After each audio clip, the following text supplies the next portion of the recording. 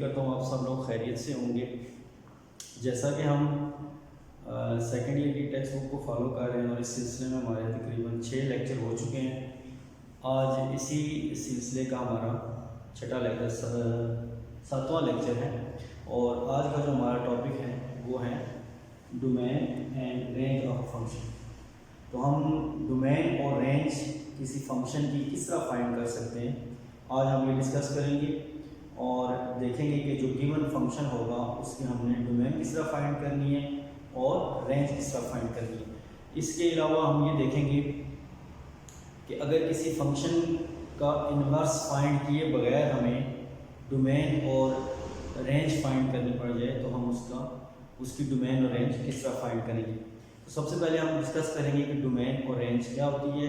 Previous lecture में भी मैं थोड़ा सा इसके बारे में बता चुका हूँ और इसके अलावा डोमेन और रेंज को डिस्कस करने के बाद फिर हम जो गिवन फंक्शन है उनकी डोमेन और रेंज फाइंड करेंगे। तो सबसे पहले देखें डोमेन क्या है। हम सेट ऑफ रियल नंबर्स, आपको पता है क्या होता है सेट ऑफ रियल नंबर्स, सबको पता होना चाहिए। 0 +- 1 +- 2 +- 3 +- up to so ये हमारे पास सेट ऑफ रियल नंबर है। आप सबको पता है कि रियल नंबर क्या होते हैं, यूनियन होते हैं रैशनल और इरैशनल सेट, यानी रैशनल और इरैशनल जो सेट्स होते हैं उनका यूनियन करें तो हमारे पास जो है वो रियल नंबर्स आ जाते हैं। तो किसी भी फंक्शन की जो डोमेन है वो हम सेट ऑफ रियल नंबर से लेते हैं। इसके लिए मैं सबसे पहले रियल लाइन ड्रॉ कर लेता हूँ। आप सबको पता है कि रियल लाइन पे हम नंबर्स को शो करते हैं और स्टार्ट राइट साइड पे हमारे पास पॉजिटिव नंबर आते हैं सारे, इसी तरह चलते जाएंगे इधर प्लस अप टू इन्फिनिटी, इधर -1 -2 -3 और ये -∞। ये इन्हीं रियल नंबर्स को मैंने क्या किया है, रियल लाइन को शो कर दिया। डोमेन का कंसेप्ट समझने के लिए आपको रियल लाइन और रियल नंबर्स के बारे में पता होना चाहिए। अब डोमेन क्या होती है, डोमेन असल में वो इनपुट वैल्यू जो हम किसी फंक्शन में सब्स्टिट्यूट करेंगे और फंक्शन उस नंबर के ऊपर डिफाइन आंसर देगा। फॉर एग्जांपल हमारे पास ये जो गिवन फंक्शन है g of x 2x = 2x - 5, इसकी हमने डोमेन और रेंज लिखनी है। ठीक है, तो डोमेन और रेंज लिखने के लिए हमारे पास सबसे पहले देखें गिवन फंक्शन है g of x = 2x - 5। तो अगर मैं यहाँ पे देखें, जैसा कि आप सबको ये नज़र आ रहा है कि ये फंक्शन अनडिफाइंड नहीं होगा। अनडिफाइंड कोई भी फंक्शन तब होगा जब वो फ्रैक्शन फॉर्म में होगा। फॉर एग्जांपल ये हमारे पास एक फंक्शन ले लें f of x = 1/x। ये फंक्शन अनडिफाइंड हो सकता है। कहाँ पे अनडिफाइंड होगा, जब हम x की जगह 0 रखेंगे तो 1/0 आपको पता है कि अनडिफाइंड टर्म बनती है, that is equal to infinity. जब इसी फंक्शन में अगर हम ये फंक्शन x ले लें, अब चूंकि ये फंक्शन फ्रैक्शन में नहीं है तो इसलिए ये फंक्शन अनडिफाइंड नहीं होगा। उसकी रीज़न क्या है, आप रियल नंबर में से कोई भी नंबर उठाएं, यहाँ पे x की जगह पुट करें तो ये सारे नंबर्स के ऊपर डिफाइन होगा। लेकिन अगर ये 1/x फ्रैक्शन फॉर्म में लिखूं तो 1/x एक ऐसा फंक्शन है जिसमें x जो है वो जब 0 रखेंगे तो ये फंक्शन अनडिफाइंड हो जाएगा। तो सबसे पहले तो आपने गिवन फंक्शन में देखना है कि क्या कोई ऐसा नंबर इस फंक्शन में सब्स्टिट्यूट करने से ये फंक्शन अनडिफाइंड तो नहीं होगा। अगर ये फंक्शन अनडिफाइंड हो जाएगा तो वो नंबर जो हमने पुट किया है वो इसकी डोमेन में नहीं होगा। शॉर्ट में एक चीज़ आप याद रखें कि सबसे पहले आप ये देख लें कि फंक्शन फ्रैक्शन में तो नहीं आ रहा, या फिर आप ये देख लें फंक्शन में ये चीज़ स्क्वायर रूट तो नहीं आ रहा। जब भी फंक्शन फ्रैक्शन में होगा या स्क्वायर रूट उसमें इन्वॉल्व होगा तो वो फंक्शन चांस होता है कि कहीं ना कहीं अनडिफाइंड होगा।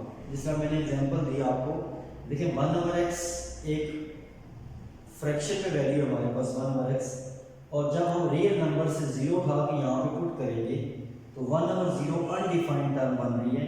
इसका मतलब ये हुआ कि ये फंक्शन एक नंबर है जो 0 नंबर है उस पर ये अनडिफाइन हो रहा है। जिस नंबर पे ये फंक्शन अनडिफाइन होगा वो इसकी डोमेन नहीं होगा। इसके अलावा -∞ से लेकर +∞ तक, -∞ से लेकर यानी 0 को छोड़ के -∞ से लेकर +∞ तक यानी तमाम रियल नंबर्स इसकी डोमेन होंगे। Domain of f all real number except 0। यानी इस फंक्शन की जो डोमेन है वो ये सारे नंबर हैं।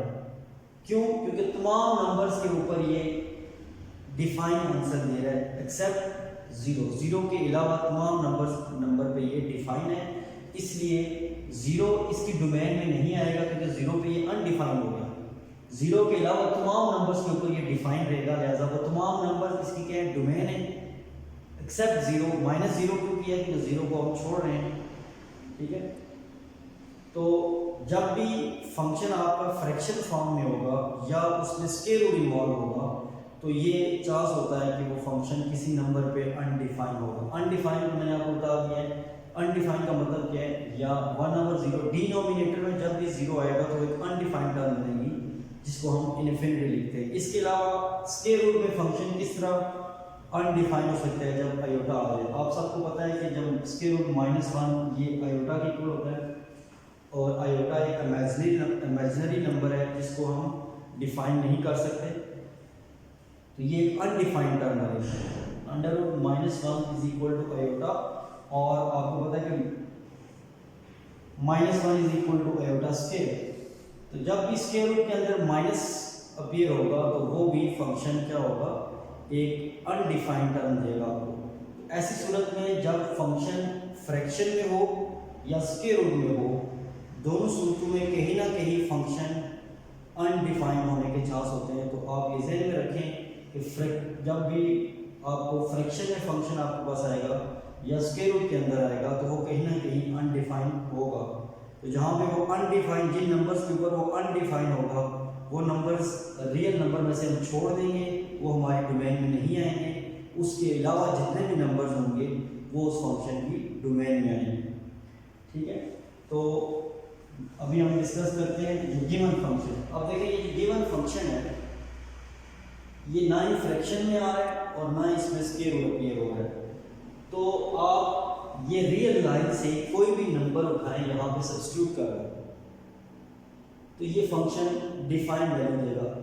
x की जगह आप 0 पुट करें, -5 आंसर आएगा, ठीक है। g ऑफ 0 देखिए 0 पुट करेंगे, 2 × 0 -5 is equal to -5 defined value है। इसी तरह 0 के अलावा आप -1 पुट कर दें, 2 × -1 -5 is equal to -2 -5 that is equal to -7। तो -7 के डिफाइंड वैल्यू, कोई पॉजिटिव नंबर पुट कर दें, कोई भी नंबर उठा के पुट कर दें, 5 पुट कर दें, that is equal to 2 × 5 -5 that is equal to 10 - 5 is equal to 5। देखिए डिफाइंड वैल्यू आ रही है। तो आप रियल लाइन से कोई भी नंबर उठा के इस फंक्शन में पुट करें तो ये फंक्शन डिफाइन रहेगा। यानी तमाम ये जो रीजन आपको नजर आ रहा है -∞ से लेकर +∞ तक सारे नंबर्स इस फंक्शन की क्या है, डोमेन है। यानी इस एरिया के अंदर -∞ और +∞ जो एरिया है रियल लाइन का, इस रीजन के अंदर तमाम नंबर्स के ऊपर ये फंक्शन डिफाइन है। So set of all real numbers आप लिखेंगे domain of g of x is equal to, इसको यूं भी लिख सकते हैं, set of all real numbers. और रेंज क्या होगी? Range of given function g of x, ये भी क्या होगी, set of all real numbers. Range आपको मैंने बताया वो इनपुट वैल्यू जो आप फंक्शन में पुट करते हैं फंक्शन उस वैल्यू के ऊपर डिफाइन आंसर दे, जो वैल्यू पुट की है वो डोमेन होगी, जो आंसर आया है वो हमारी रेंज होगी। गिवन वैल्यू, जो वैल्यू हमने पुट की है वो डोमेन तब होगी जब वो हमें रिजल्ट डिफाइन देगा। ठीक है, अगर ये 0 पे डिफाइन आंसर देगा तो फिर 0 डोमेन होगी, अगर 0 पे अनडिफाइंड आंसर देता तो फिर 0 डोमेन नहीं होगी। आप इस फंक्शन में कोई भी नंबर पुट करें, सारे नंबर पुट करें, ये फंक्शन किसी नंबर पे अनडिफाइंड नहीं होगा। तो जो आउटपुट आ रही है देखें -5, -7, 5, इसी तरह और नंबर पुट करते जाएं। जो आप नंबर पुट करते जाएंगे आपको रिजल्ट मिलता जाएगा। तो जो आउटपुट में सेट बनेगा नंबर्स का वो भी रियल नंबर का ही सेट बनेगा। इसलिए हमने क्या लिखा है कि इस फंक्शन की डोमेन क्या है, हमारे पास set of all real numbers है, और रेंज क्या है इसकी, set of all real numbers. Domain और रेंज लिखने का जो मेथड है उसके लिए कुछ चीज़ें आपको पता होनी चाहिए। इंटरवल किस तरह लिखते हैं, इंटरवल कहते हैं वक्फे को, यानी कहाँ से कहाँ तक आपने नंबर्स को लिखना है। उसके लिए कुछ बेसिक चीज़ें हैं वो आपको पता होनी चाहिए। मसलन देखिए मैं आपको बता रहा हूँ कि एक होता है ओपन इंटरवल। ओपन इंटरवल क्या होता है हमारे पास, फॉर एग्जांपल अगर मैं यूँ लिखूँ -5 से 5 और ये ब्रैकेट्स लगा दूँ,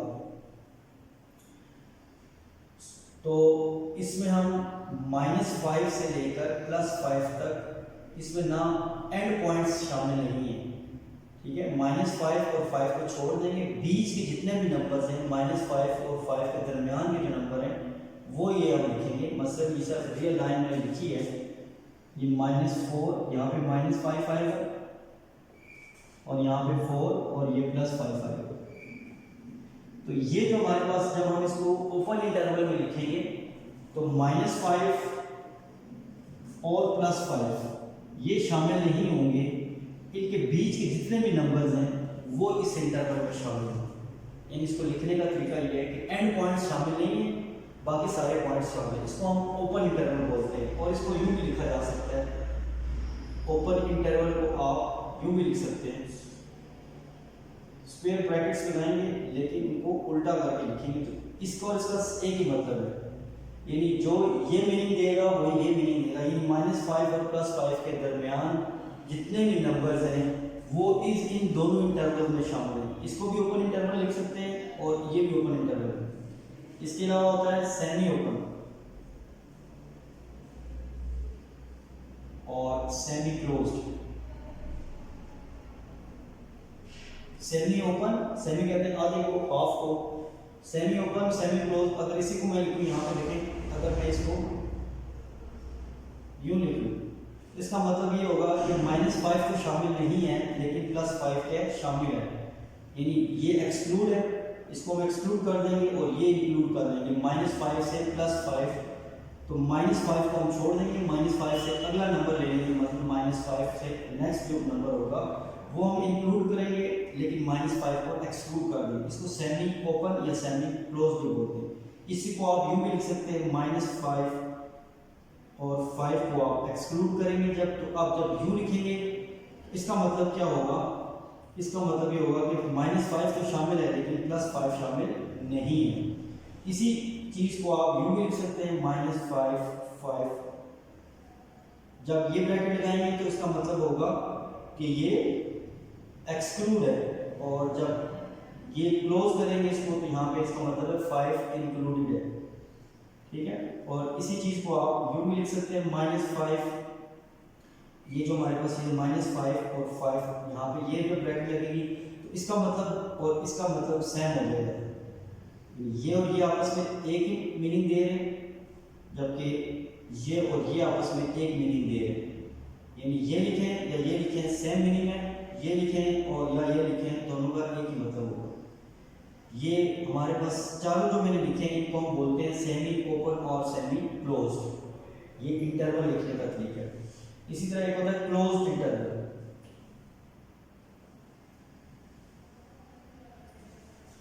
क्लोज्ड इंटरवल देखिए क्या होता है। क्लोज्ड इंटरवल में आप एंड पॉइंट्स दोनों शामिल करते हैं।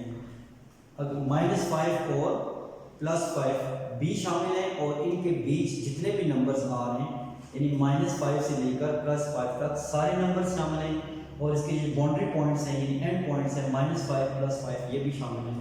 इसको हम बोलते हैं क्लोज्ड इंटरवल। किसी भी फंक्शन की डोमेन और रेंज लिखने के लिए आपको ये इंटरवल लिखना आना चाहिए कि क्लोज्ड इंटरवल क्या होता है, ओपन इंटरवल क्या होता है, सेमी ओपन और सेमी क्लोज्ड इंटरवल क्या होता है। जब ये चीज़ें आपको सही लिखना आएंगी तो देन आप किसी फंक्शन की डोमेन और रेंज आसानी से लिख सकते हैं।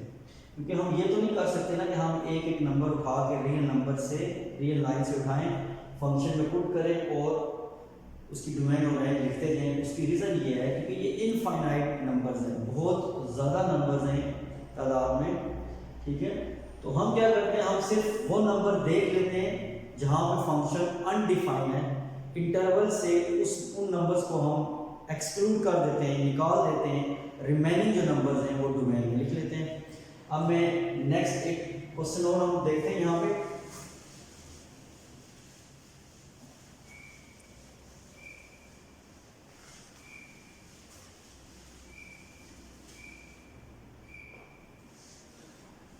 ये जो हमारा क्वेश्चन है g of x is equal to x square minus 4। हमने इसकी डोमेन और रेंज लिखनी है। अगेन मैं रियल लाइन दोबारा लिखता हूँ यहाँ पे।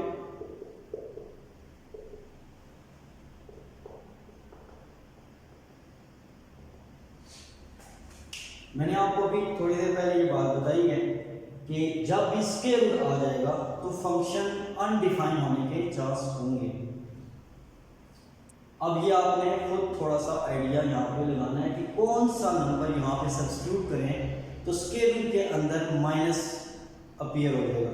देखिए जब मैं यहाँ पे -2 या +2 पुट करूँ, -2 या +2 पुट करूँ, -2 रखने से देखिए आंसर क्या आएगा, -2 इज इक्वल टू -2 का स्क्वायर -4, तो -2 का स्क्वायर +4 हो जाएगा, 4 - 4 that is equal to 0। g of -2 देखिए -2 के ऊपर आंसर क्या आ रहा है, 0 विच इज डिफाइंड, जो कि एक डिफाइंड नंबर है। इसी तरह अगर +2 पुट करेंगे तब भी आंसर यही आएगा, +2 पुट करेंगे तब भी आंसर क्या आएगा, 0। और आपको पता है कि 0 के लेफ्ट साइड देखिए रियल नंबर 0 के लेफ्ट साइड में सारे नेगेटिव नंबर अपीयर हो रहे हैं। अब जैसे ही -2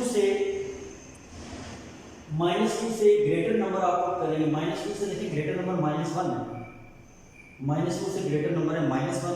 जब आप -1 पुट करेंगे तो फिर देखिए क्या होता है, जब हम इसमें -1 रखेंगे तो -1 का square -4 that is equal to 1 - 4 that is equal to √-3, तो ये -3 आयोटा आ जाएगा, क्योंकि माइनस आ रहा है, माइनस अंडर रूट के अंदर हो तो आयोटा अपीयर हो जाएगा और √3 सॉरी इसी तरह यहाँ पे √3 भी आएगा, √3 आयोटा आ जाएगा, which is not a defined number. ये डिफाइंड नंबर नहीं है क्योंकि आयोटा एक इमेजिनरी नंबर है, ठीक है, ये इमेजिनरी नंबर है। अब -1 के ऊपर फंक्शन डिफाइंड वैल्यू नहीं दे रहा तो -1 इस फंक्शन की डोमेन नहीं होगा, क्योंकि जो हमारी आउटपुट वैल्यू आ रही है वो डिफाइंड नहीं है। वो इनपुट वैल्यू जिस पे आउटपुट वैल्यू डिफाइन होगी वो इनपुट वैल्यू डोमेन के रहेगी, लेकिन यहाँ पे इनपुट वैल्यू -1 है, आउटपुट वैल्यू एक इमेजिनरी नंबर है जो कि डिफाइन नहीं है, इसलिए -1 इस फंक्शन की डोमेन नहीं है होगा। देखिए -1 कहाँ पे आ रहा है, -2 से आगे आ रहा है। इसी तरह जब आप 0 पुट करेंगे यहाँ पे 0 - 4 करेंगे तो -4 आ जाएगा और -4 का स्क्वायर रूट क्या होता है, -4 का स्क्वायर रूट होगा 2 आएगा प्लस -2 आएगा, 4 का स्क्वायर रूट 2 होता है, लेकिन जो माइनस आएगा स्क्वायर रूट के अंदर वो आयोटा में आ जाएगा। तो इसका मतलब ये हुआ कि -2 और 2, ये देखिए जो मैंने रियल लाइन के ऊपर जो मैंने ये लाइन ड्रॉ की है, इसमें देखें -2 से आगे जाएं और 2 से पीछे जाएं तो सारे नंबर्स ऐसे हैं जहां पे फंक्शन आपका अनडिफाइंड हो, यानी -2 को छोड़ के +2 को छोड़ के इनके बीच के जो नंबर्स हैं यानी -2 से आगे इस नंबर से आगे और +2 से पीछे, ये जो हमारा रीजन बनता है, इस रीजन के ऊपर हमारा फंक्शन अनडिफाइंड होता है। आप चेक कर लें, यानी -2 से बड़ी वैल्यू पुट करें और +2 से छोटी वैल्यू पुट करें, कोई भी नंबर पुट करें इस फंक्शन में, तो आपका जो रिजल्ट आएगा वो अनडिफाइंड वैल्यू आएगी। इसका मतलब ये हुआ कि ये जो हमारा रियल नंबर है, रियल नंबर का जो सेट है उसमें से अगर आप ये इंटरवल माइनस कर दें, -2 से आगे और +2 से पीछे वाला जो इंटरवल है उसको छोड़ दें, तो बाकी तमाम नंबर्स के ऊपर ये फंक्शन डिफाइन आंसर देगा। तो अब देखें इसको लिखना किस तरह है, domain of g of x set of all real numbers. R का मतलब है set of all real number, ये तमाम रियल नंबर इसकी डोमेन है, डोमेन में आएंगे। लेकिन कौन से नंबर नहीं आएंगे, वो नंबर जो -2 से बड़े और 2 से छोटे हैं, उनको किस तरह लिखेंगे, उनको हम लिखेंगे एक्सेप्ट -2 से +2। इसमें -2 शामिल नहीं है, +2 भी शामिल नहीं है, -2 और +2 के बीच के नंबर शामिल हैं। तमाम रियल नंबर में से वो नंबर माइनस कर दें जो -2 और +2 के बीच में है, तो बाकी तमाम नंबर्स के ऊपर ये फंक्शन क्या होगा, डिफाइन होगा। अगर -2 पुट करें तो देखिए आंसर क्या आ रहा है, 0, क्योंकि नेगेटिव आउटपुट में हमारे पास नेगेटिव आंसर नहीं आना चाहिए। नेगेटिव आएगा तो आयोटा पेयर हो जाएगा, आयोटा पेयर होगा तो वो अनडिफाइन होगा, वो हमारी डोमेन में नहीं होगा, तो रेंज में हमारे पास नेगेटिव वैल्यू नहीं आएगी। तो सबसे छोटी वैल्यू जो रेंज में आएगी वो कौन सी आएगी, 0। तो जब हम इसकी रेंज लिखेंगे, range of g of x, ये कहाँ से स्टार्ट होगा, 0 से स्टार्ट होगा और कहाँ पे जाएगा, +∞ तक जाएगा। और देखिए ये मैंने सेमी ओपन और सेमी क्लोज इंटरवल लिखा है, ये 0 शामिल है लेकिन +∞ शामिल नहीं है। +∞ एक अनडिफाइंड नंबर है, उससे पीछे वाला जो नंबर होगा जो कि डिफाइंड वैल्यू होगी वो इंक्लूड करेंगे, इसको एक्सक्लूड लिख दिया हमने। तो ये तमाम नंबर्स जिन पे ये फंक्शन डिफाइंड है वो इसकी डोमेन में और ये इसकी रेंज में, ठीक है। तो ये उम्मीद करता हूँ कि आपको ये बात समझ आ गई होगी। अच्छा, इसी में एक क्वेश्चन और अगर आपसे पूछ ले कि ये जो फंक्शन दिया हुआ है इसके इनवर्स की डोमेन और रेंज लिखें without finding inverse of this function. Inverse find किए बगैर अगर आपको किसी फंक्शन की डोमेन और रेंज लिखनी पड़ जाए तो वो आप किस तरह लिखेंगे। आसान तरीका है कि आप इस फंक्शन की डोमेन और रेंज लिख लें, जो इस फंक्शन की डोमेन होगी वो इसके इनवर्स की रेंज होगी और जो इस फंक्शन की रेंज है वो इसके इनवर्स की डोमेन होगी। तो सिंपल मैं यहाँ पे लिख रहा हूँ